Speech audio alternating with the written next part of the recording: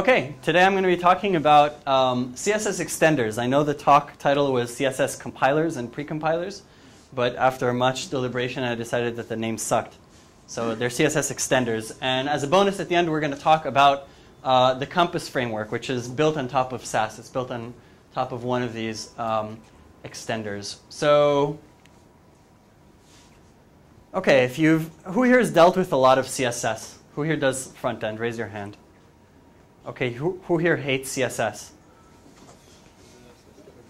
Yeah, exactly. That's how everybody feels, because CSS is like that one thing that you work with that's not really a programming language. It has all these, almost programming languagey kind of things, but then it's missing a lot of things that let you get, your work done, and it makes you want to hate people, especially the people who invented CSS.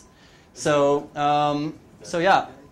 So CSS has some problems, and these extenders, these precompilers, extenders, whatever you want to call them, their basic aim is that they solve a lot of these problems with CSS, things that are annoying about CSS, and hopefully they'll make you happy. You use them, you'll smile. I did. So a little bit about them. What are some things that piss me off about CSS? Or piss everybody off, really. No variables, right? You can't have like a variable and then reuse it in a lot of different places. No mix-ins. You can't extend the whole concept of object-oriented just doesn't exist in CSS. And if you're used to thinking about code as these modules that you can extend and inherit from and add functionality to, in CSS you just don't have that ability at all. You want to like extend something, you basically need to copy paste all the rules into the new declaration, and that kind of sucks. There's no rule nesting, which is also annoying. You say I have some rule like I want to div something, and then I want something that's inside that, like div something A, or div something list, like an unordered list. And all these rules, eventually it adds up to like 15 screens of CSS for that's completely disorganized. It's every rule unto itself. So that kind of sucks. And the last thing that really sucks about CSS is math.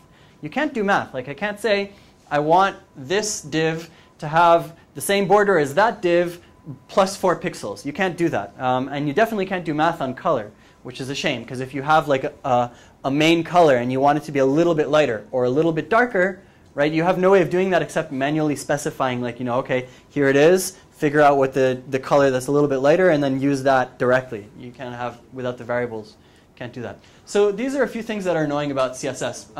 And these extenders basically solve all of these 4 problems. Now, 2 of these extenders are Ruby.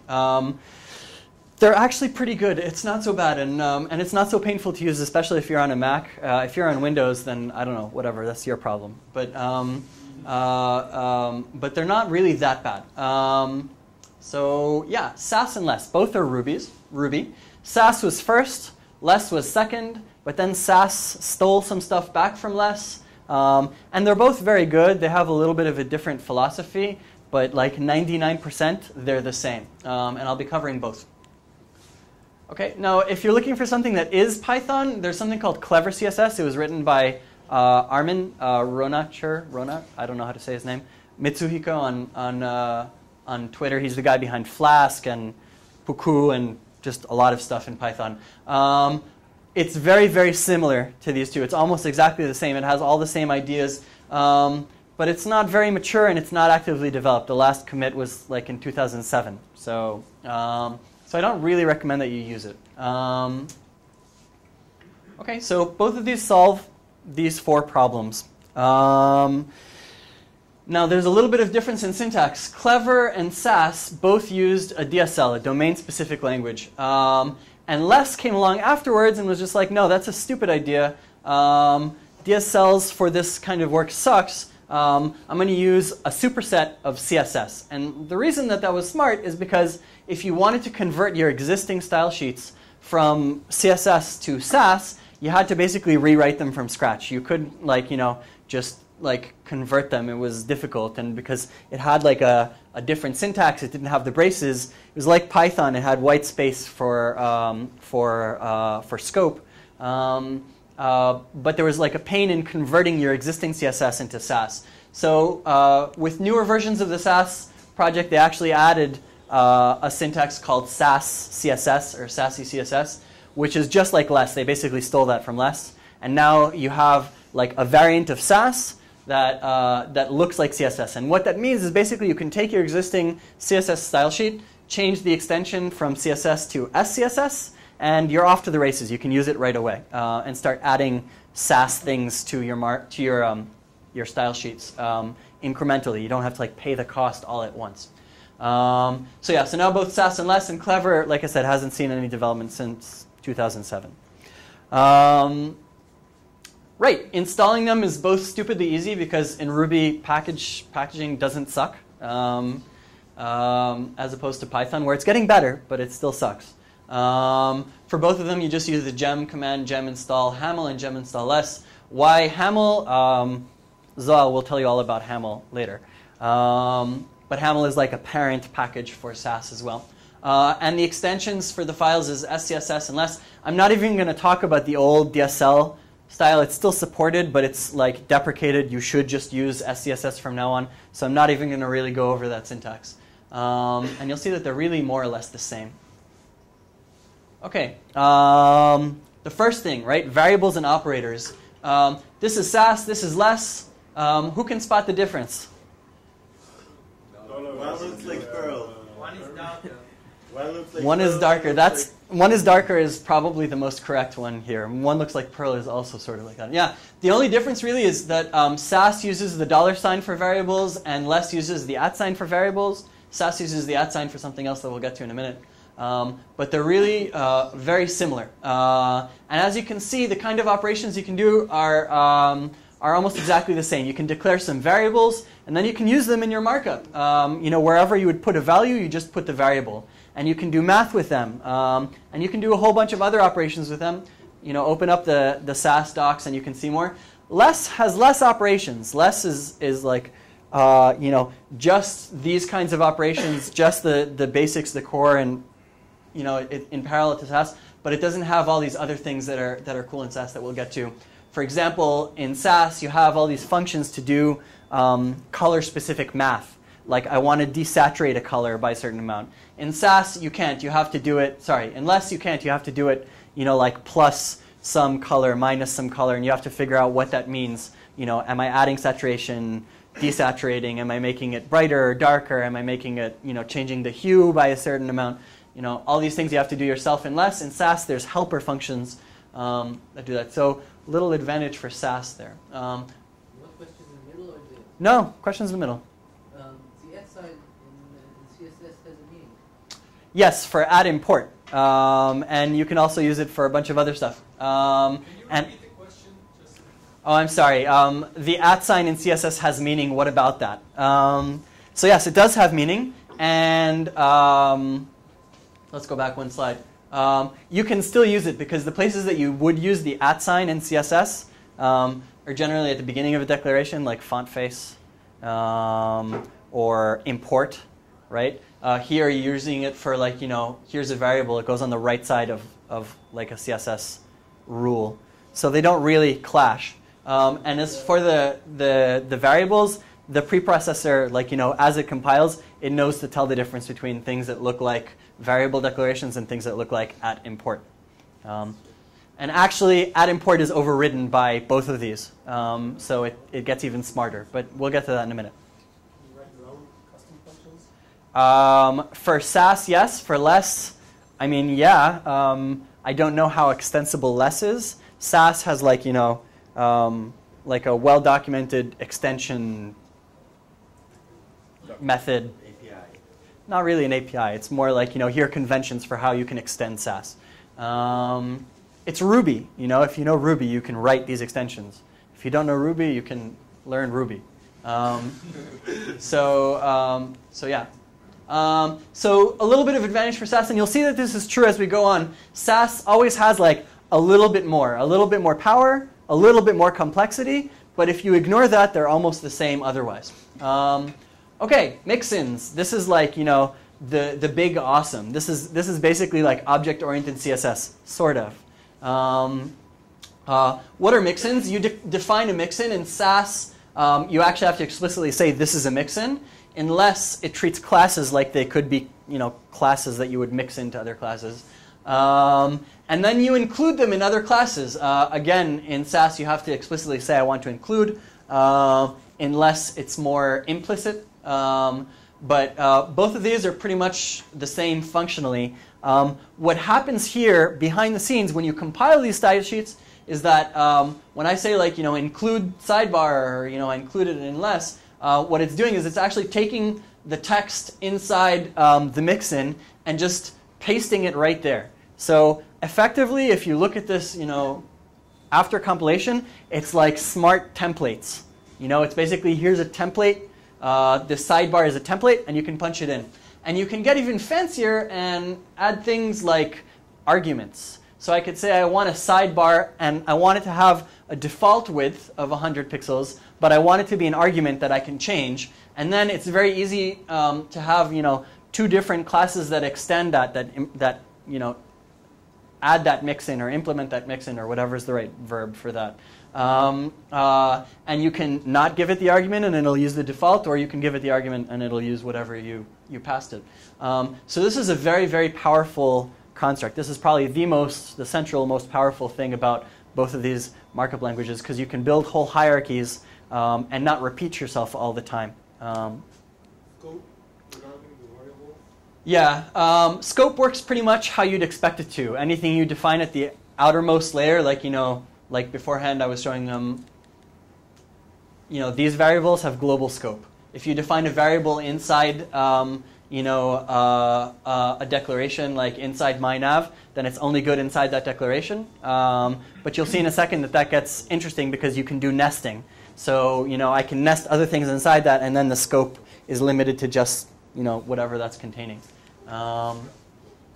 You'll see in a second. Right. Variables and parameters, can they refer to to attributes or just to values? What? Say I want as a parameter to decide if I set the right border or the left border. I don't know. I think it's possible. I know it is possible. Because you can use the general border and then dollar and then with a special thing you can basically it fills in border width, right? And that can be an argument. So you can pass as one of your arguments the string left, and then you can control it that way. But I don't know if there's a way to say I want to use this specific thing. I think you need to use that string substitution trick.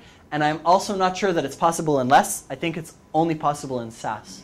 But I'm not 100% sure about this at all. So check the documentation to be sure. Right. More questions about mixins? No? Awesome. Nested rules. So when you start writing CSS, right, you have the beginning of your CSS file. It looks something like this. You have a header. And then you have a rule for links that are inside the header. But very quickly, you end up with a list of CSS rules that looks like this. I have header A, header UL, ULLI, UL, and then you do it all over again for your content. And you basically have a CSS file that's 15,000 lines long with all of these rules. And it's a pain in the ass, and it's a hard way to keep it organized. It's difficult because you just have these long blocks of things that are related, but they're not nested. So it also makes code folding difficult for editors that support that. So this is annoying. And both of these have a solution for that as well. You can nest rules. So here we have, again, equivalent for both of these. I have header A and A special, and when you compile these, what actually comes out is that long list of rules the same way that would have happened if you'd written it by hand, but you don't have to write it like that. You can write it this way.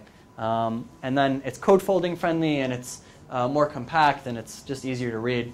So it's nice. And scope, regards your question earlier, this is where scope comes into play. You can declare variables inside header, for example, and then it's scoped to that declaration.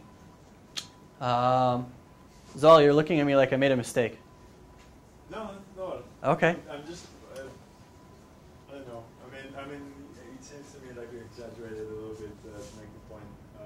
you're writing what you gave an example before, then you need to read the CSS manual again. But other than that,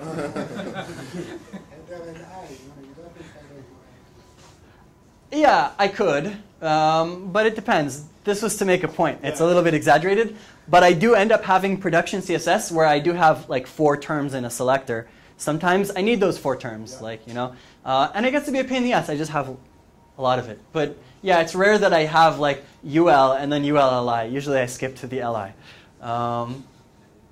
So yeah. Some stuff that's only possible in Sass, I'm not really sure if this is a good idea. I'm not sure why I would use this, but it is possible. You can break down, like, you know, the styles that are composites, like border or lists, you know, like list style type and list style image and list style whatever. You can actually break those down as if they were like a nested thing. I don't know why you'd want to do this, but it's... Maybe, yeah, in combination with variables. Because I never remember the order. That's a good reason. Yeah, because it's hard to remember the order. The reader will never remember which is top, which is left, right? Readability, I don't know. Whatever, that's a matter of personal taste. I like having the compact selectors because I do remember the order by now, but it's only because I've done it like a zillion times. Right. Inheritance. This is another thing that's only possible with Sass. And again, I'm not really sure that it's a good idea because it's like, you could accomplish it through either mix-ins or nesting, depending on how you do it. And it's basically you're saying like copy, you know, whatever was in that style and add it here. So it's kind of just like mix-ins. I don't really get why this also exists. It's like the mix-ins in less that you don't have to define as mix-ins. Yeah, I guess. That's right. That's probably it.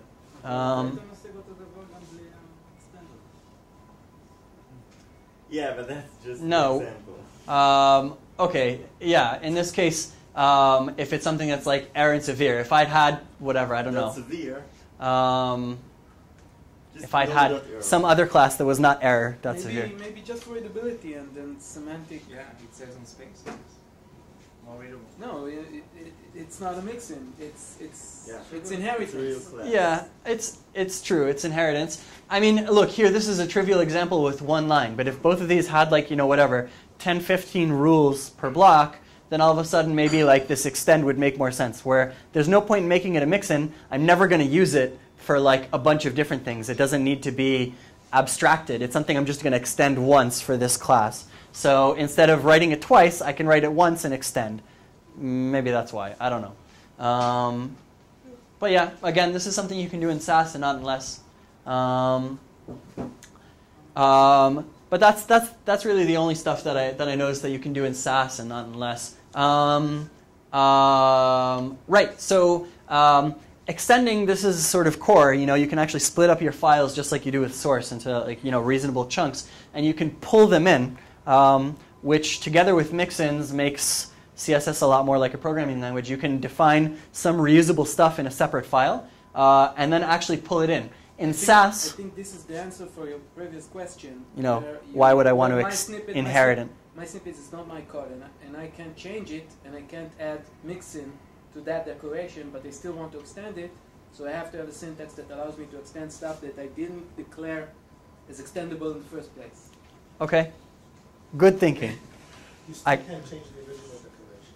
You can change the original declaration, but you can add to it, is the idea. So it's like... And override it, right. Since it's cascading style sheets. Yeah, it's true, because what happens, effectively, the inheritance, it's like copy-paste. So if you inherit and then have the same rule but a different value, then it's going to override. It'll supersede the earlier, you know, value. So I guess that's one way to do it. Yes, that's a good idea. I don't think I'd ever use it, though, but maybe. Okay, so importing. In Sass, these are called partials, and by convention, you name the file starting with an underscore for something that you're going to be like importing in several different places. So you have your SCSS file with, you know, all of the stuff that's in the partial, and then in a separate file in style SCSS, you import it. Notice how you import it. You import it without the underscore and without the extension. Unless it's the same, except they don't have a special name, and you just use the regular file. And so long as it's something that ends in less, you can import it. You can also import like another CSS file, just like you would in regular CSS, but then you do need to use the extension. But otherwise, they're exactly the same. So yeah, so as you can see, both of these toolkits, they offer you a lot of flexibility and power, but they do add a lot of variables to how you structure your CSS and how you use your CSS. It's like how programming before object-oriented was a part of our lives. When you first ran into objects, you were like, oh wow, that's a little weird, and it took you a little time until you got exactly how inheritance and polymorphism and all of the lovely OO-ness could help you write better code and think how to write code using those tools. Here it's the same thing. Like, at first you'll be writing CSS with a few extra things that will make your life easier. But with time, you'll actually learn to separate your CSS into these encapsulated chunks. It's not really encapsulation, but it's the same idea. So yeah, so be careful and don't jump in and do like 15 things at once because it'll become a mess. But otherwise it's very good to use. Okay, usage and deployment. You've written. One quick question about the importing thing. So basically, there is a difference between using regular imports and using partials, which actually embeds the CSS into your like a partial into your master file. Yeah? Correct. Yes. The difference between the standard CSS import. The standard CSS import is actually telling the browser, hey, go fetch this other resource. It incurs another network round trip, or at least another request. Here, because it's being run through the precompiler, it's actually importing it at compile time and stuffing it right there into your style sheet as it's compiling it. So this has benefits for performance reasons, because when you deploy, you can tell it to okay, put all of my stuff together into one CSS file, and then that's good for performance reasons. You have less network requests. So yeah, so that is a difference. Basically, import in both of these, you got to think about it like template. It's like Django's like extends. It just pastes that right there. Sorry, include. It just pastes whatever file you asked for right there in the same place that you put the import statement. So you don't actually have to put your imports at the top. You can put them anywhere you want in the code. But then the timestamp, if it's a file, it's a static file, then Apache will the browser will only request it once. Apache will only send it once because of the timestamp. When does the processor run? Whenever you tell it to. So it generates the inclusions again and again each time. What about the timestamp? No, generally the way you're going to use this in production is you finish writing your stuff on your machine, and when you deploy, you don't deploy the source, you deploy the compiled CSS. You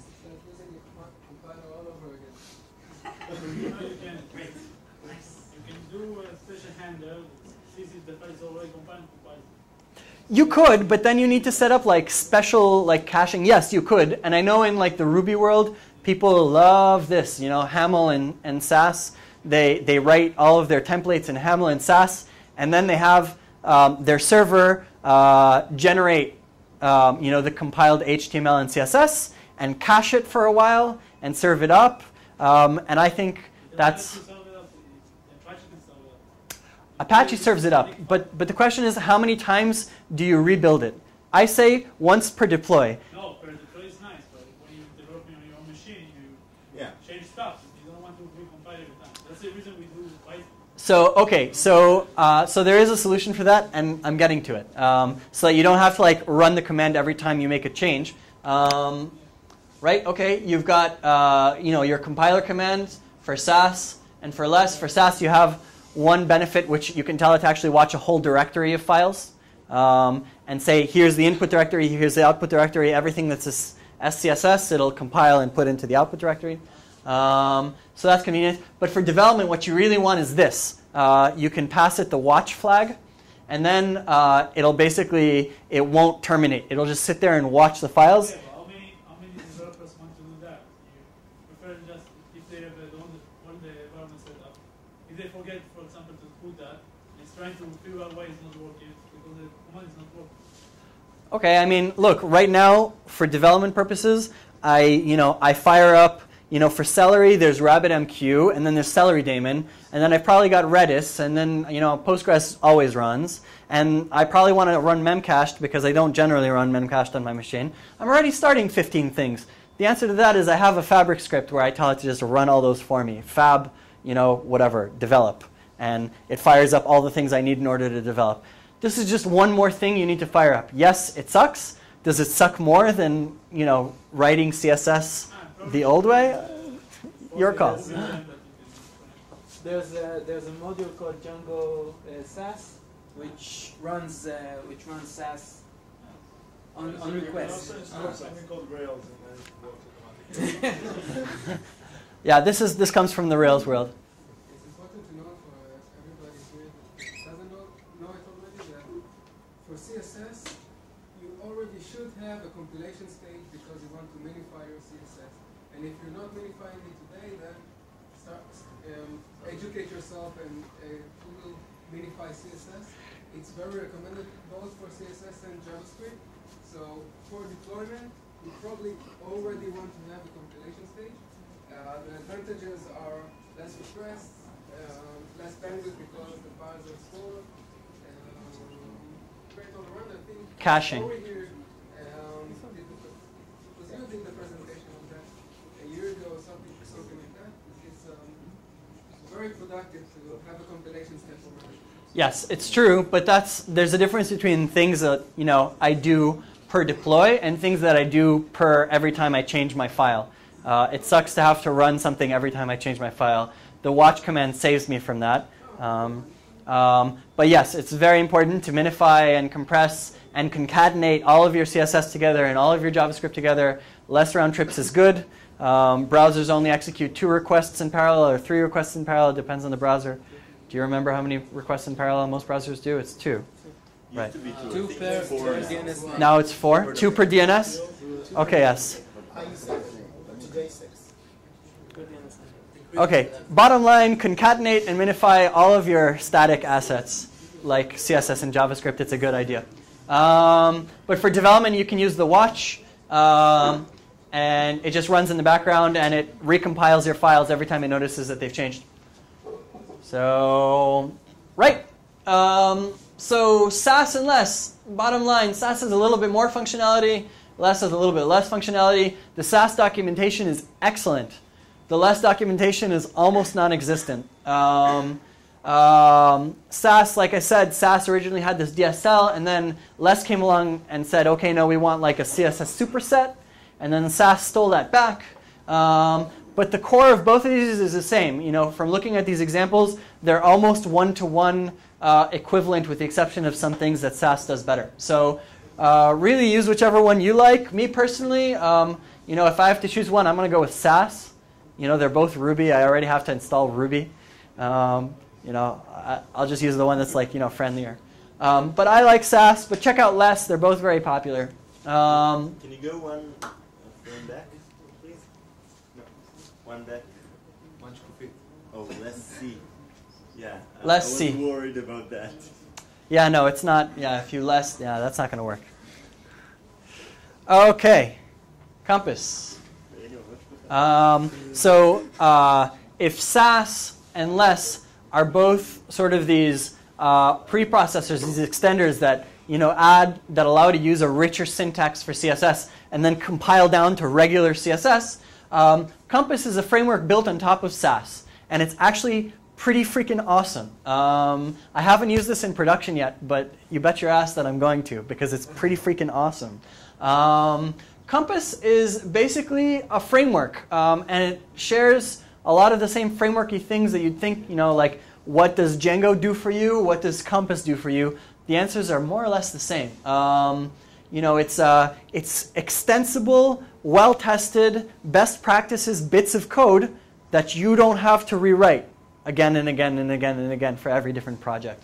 And Compass provides you with a whole bunch of these. And it also has sort of a well-defined method for extending Compass with new bits of framework, the same way that Django has a well-defined way to extend Django with middlewares and whatever you want to write. So Compass is awesome that way. And you install it, the Ruby way.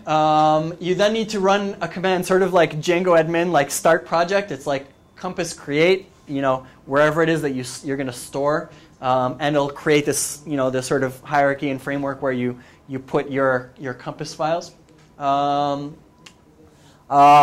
And Compass relies basically on Sass. Compass is all about the mixins. You write yourself like a base SCSS, and you define whatever base variables you want, and you import whatever bits of the Compass framework you want. You want like a CSS reset, then you import Compass reset. You want the standard set of Compass utilities, you do import Compass utilities, and it imports all of these bits of code that make your life easier, like mixins for doing a zillion different things. And then in your app, you extend base. This is pretty much exactly the same as this in Django, right? You write templates. Generally, you write a base HTML, and then you extend it. It's just like that. And then you can use all the stuff that you imported in your base. So all of the little bits of Compass. For example, you can get rid of presentational markup. This is a really cool feature in Compass. Who here uses something like a grid framework, Blueprint or 960 or whatever? How many of you have ever used a grid framework? Yes. How many of you are like offended by the fact that there's like presentational aspects in your semantic markup? Yeah, me neither. But there are people for whom this really bothers them, so they went and they wrote this. And it is actually more elegant. You can get rid of these presentational aspects.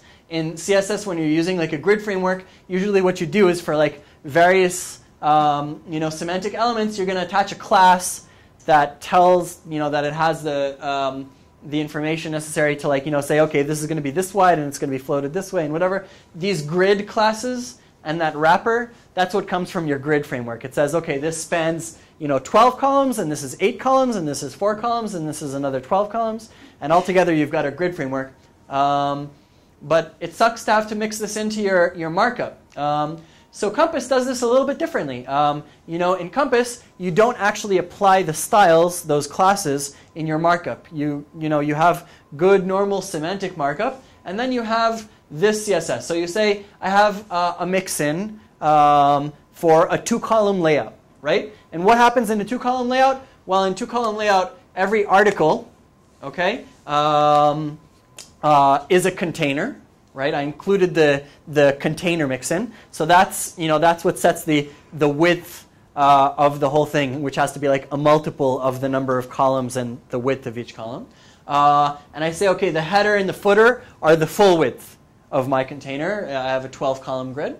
I have a sidebar, right? And it's a 4-column width. And content, which is 8-column width. So 4 and 8 is 12. The header and the footer are both 12. So we have header, content that's 2/3, sidebar that's 1/3, and a footer that's again the full width, right? And then at the very bottom, right, I just say, okay, if I have a body with an ID of blog detail or blog list, then I'm mixing in this 2-column layout. And then every article that's inside one of these will get styled this way. This is a little bit confusing, but it's a really cool thing once the penny drops. Basically, what's happening here behind the scenes is you're making your CSS longer, because every one of these rules is recopying the styles. Like, for example, include column 12, right? Is just going to copy like the mixin, the style from column 12, and paste it right there. And if I have include column 12 somewhere else, it'll paste it again. So my CSS gets longer as a result of this. But I don't need to use these presentational classes anymore. I can say, okay, I have nice semantic markup. I have an article inside. I've got a header, some content, and a side, and a footer, right? And they'll get styled. I don't need to give them these classes. Who here actually gets what this does right now? Okay, awesome. That was more successful than I'd hoped. So yeah. Sorry? S side is not in HTML5. Rocking the HTML5, baby. Use Modernizer.js, and then it even works in browsers that suck, like IE6. Idan, when you said the CSS gets longer, did you mean like in a performance-wise way or something? No, I mean it gets like actually longer. Does it really matter? Because you don't really work with You just use gzip and then it just gets shorter in network terms. That's what I meant, like performance-wise. Yeah, so okay, if you're using gzip or deflate, then it's not going to be as much of a problem. But I'm saying like the raw length of your CSS file before you like, you know, compress it, whatever, like, you know, gzip for serving it over the network, will be longer than if you'd written it by hand, because you're basically including the same style information more than once. Instead of saying, here's a class, apply it to this and this and this semantic element, you're saying this and this and this semantic elements. This one has all this class information, and this one has the same class information, and this one has the same class information. So I'm including it several times. Isn't that what compilers are about? Yeah. Does it? Wait, what? I mean, that's what compilers were about since the first C compiler. It's true. Does this really matter? I don't think so. I think it's like many things in development, you know, why have garbage collection? Why not manage your own memory, right? It's more efficient. It's not really speed, it's speed of development. Speed of development. Exactly. And this is the same thing. You're sacrificing some resources in exchange for speed of development. Another one, because I didn't want to get into an argument. No, there's a problem here. I agree that the development is faster and the length of the CSS is really not important, but the problem here is debugging.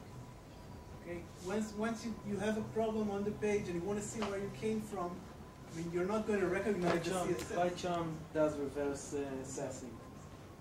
But does it for that? For this framework, for Compass? PyCharm does reverse sassing. Yes. Yes, Compass is just Sass. It's just a bunch of Sass code. Okay. Yeah, Compass is a framework built with Sass. I didn't know. I'm a PyDev user, so wait for the PyDev plugin. In the end, it's also. I mean, look. Does this really like harm you that much? In the end, this compiles to CSS, and it's not that hard to figure out from this what CSS is going to come out. You know, previously I just have a lot of rules, and debugging them was a matter of opening up like Web Inspector or Firebug and looking at the rules and figuring out what they did. Now I have to in my head have an extra step to saying, okay, this rule was generated from this, but it's, you know, it's in the end it's like, you know, it's linear inside the file. You know, you don't have like crazy reordering stuff going on here. So if I see the rule, it's fairly easy for me to, like, in my head, just figure out the Sass rule that it came from, relatively. So it's a little bit harder, but it's not that much harder. But it won't be harder when somebody comes over with a decent compiler to deal with, debugger to deal with this. Great. You know, there's a decent debugger, PyCharm. The same argument people have with assembly versus C. Yeah. I'm sure. I don't know. I don't use PyCharm, so you know, whatever. Yeah, but you say that it's good? Awesome. Zohar. Just to point to what the guy in front said about the gzipping. So this is actually great, and I'm all for it. You just need to be mindful of the fact that, first of all, gzip takes an effort from the browser. So when you unzip the code in the browser, the more you compress it, the harder it is to uncompress. So that's a penalty. Secondly, inefficient CSS, so very general selectors. If you have complicated DOM and you have a long CSS file, it's also a performance penalty. Yes. So when you do that, do it, but do it and be aware that since you're creating a longer CSS file, you need to sacrifice either performance or something else to simplify a little bit. Right. So for people, yes, this is all true. Generally speaking, I think there was an excellent blog post by Stoyan Stefanov. If you guys don't know him, he's like a famous web developer and like a JavaScript guru and performance guy. Either him or Steve Souders, one of the two, did a blog post actually analyzing the impact of like really long CSS. And the bottom line is, unless you have like a really crazy large DOM and a lot of CSS rules that are very complex, either many selectors or attribute selectors, lots of them, or just other things that make CSS processing harder, star selectors, it's not going to matter. It's not going to matter that much. But you know, if you have a concern, then test. And yeah, the other important point here is just because you're writing Sass, it doesn't like, you know, absolve you of having to use your brain when deciding how to build selectors so that you don't build selectors that suck. You still need to come up with selectors. It just makes it easier for you to organize the selectors. Instead of having to write them over and over and over and over again, you can nest. So yeah, just be careful what comes out at the other end. And it's easy to see what comes out the other end. Just compile it and then look at the compiled CSS and make sure that it's, fine. What about the order that's selected when the field is created on the CSS itself? What about the order of the selectors that is created on the CSS itself? It's linear. It starts with whatever. It's like, your base, and then however you import stuff after that, it's in whatever order. It's just like Django's templates. Wherever you're like including something, that's where it happens. Right. And it's important to actually remember that because the order is important for CSS, right? When like calculating specificity, later rules of the same specificity trump earlier rules, so the order is deterministic. You're always going to get the same order no matter how many times you compile your files. In SAS, you can do forward referencing. In what? In SAS? Talking about I think you can. I haven't tried it. Yeah, you're like, use something that's like not been declared yet. You know what? I'm not even sure that you can. I haven't even tried.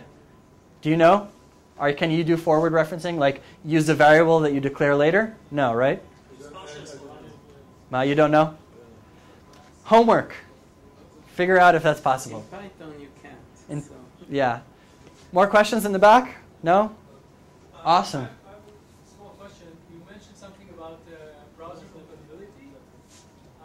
Is that anything that is done by Western SAS, or is it something that we need to use another? No. There's no browser compatibility issue because this is like SAS. It talks about modernizer.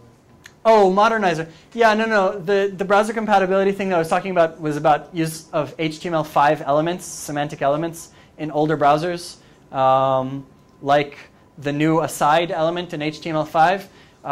IE doesn't know what to do with it, but there's a script called Modernizer which has a workaround where it pushes them into the DOM in JavaScript. It doesn't know what to do with them. It can't apply styles to DOM types it doesn't know. Right. So it declares them before.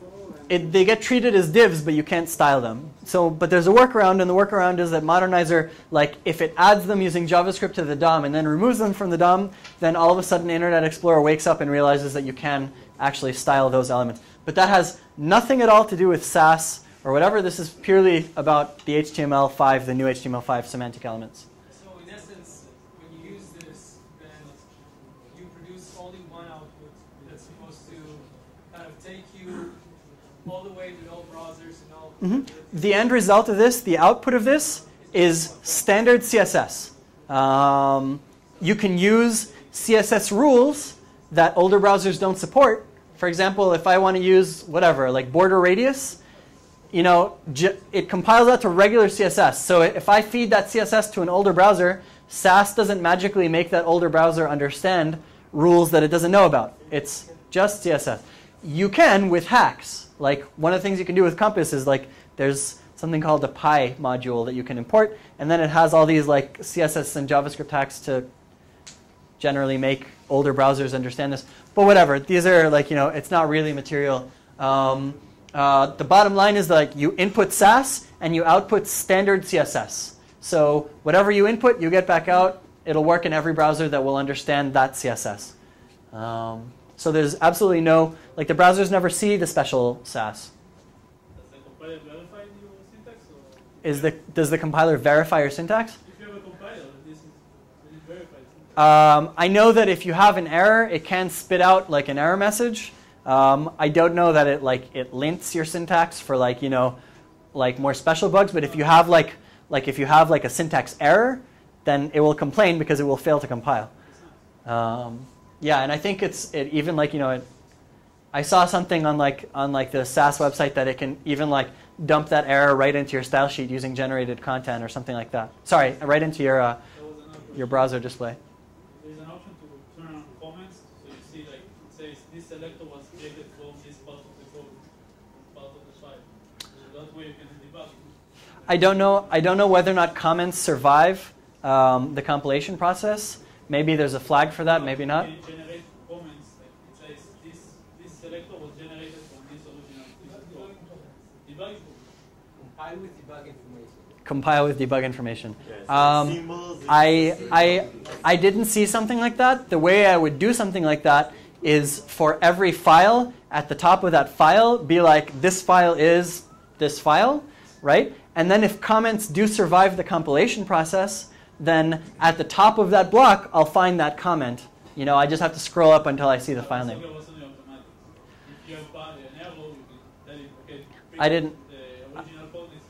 I didn't see that, and moreover, you know, debugging stuff in production. One of the nice features of SAS and less, I think, I don't know, whatever, SAS specifically, is that you can pass it a flag to the compiler that it'll, like, as it compiles, it also minifies your CSS, so it spits out minified code. And that's just impossible to, like, debug not using something like Firebug, because it's just one long line of CSS. But you also use SAS in development. Yes, and for that you don't need to pass the minified. You can even ask it to, like, pretty print the output, like, you know, CSS. But I don't think it includes, like, automatically, like, you know, this came from this file or something like that stuff. Not that I know of. Okay, so, right, we were talking about basically, like, the cost is that basically you're repeating CSS over and over again because it's effectively copy-pasting these mix-ins wherever it is that you ask for them. Right, so we went over that. Another nice thing that Compass can save you from. Who here hates vendor prefixes? Right? Actually, you really shouldn't. They're actually a good thing. It's good that there are vendor prefixes. But they're still a pain in the ass because you have to remember, like, I don't know, many of them. Who here actually knows for border radius, how many different things do you need? 3. 6. 6. 6 is how many you need. This is what it expands to if you want to do all of them. Okay? Yeah, this is a lot nicer. What was the MS in the case? Yeah. MS not for non-existent browsers. No, MS actually, KHTML exists. It's WebKit, right? And MS is like, screw that. Yeah, KHTML, it's like KDE's browser.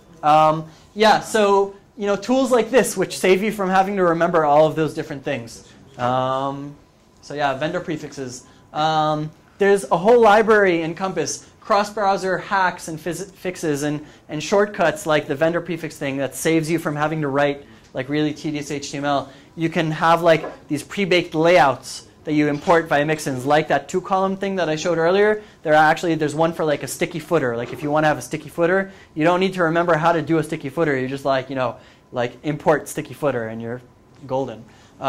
Spriting of images. These are like some very powerful techniques that you get for cheap. It's very easy for you to implement them, and you don't need to worry about whether or not you implemented them right. That's what a framework is for. And it's very easy to extend. You can always extend and add functionality that's not there. And other people have done that, and there's lots of projects on GitHub. If I use only one selector from a file, there's no include all the file? I don't think so. For deployment, I still haven't like worked out like a really great deployment routine. For me, I use Fabric for deployment, so generally I just trigger like the deploy compilation from Fabric. And like I said, as a bonus, you can trigger the compression of your CSS right from the compiler. So SAS has no notion of the actual HTML, it just looks at CSS. SAS is just CSS. For HTML, there's Haml, which is coming up next. Oh wait, so that's why they have include and at mixin. That's for if you want to have a long file of utilities and only import those you want. Well, it's not. That's why they have them. That's what enables. That's probably why they had it. That's what enables the object-oriented aspect. Anyway, the bottom line is that it's very powerful. You can do a lot of things with it. You need to think what you want to do. Don't just run out and make everything use this because it'll help you write the CSS you want in less time and with less pain. I think that it's pretty awesome. And that's it. Questions? No, you already asked your questions. Thank you.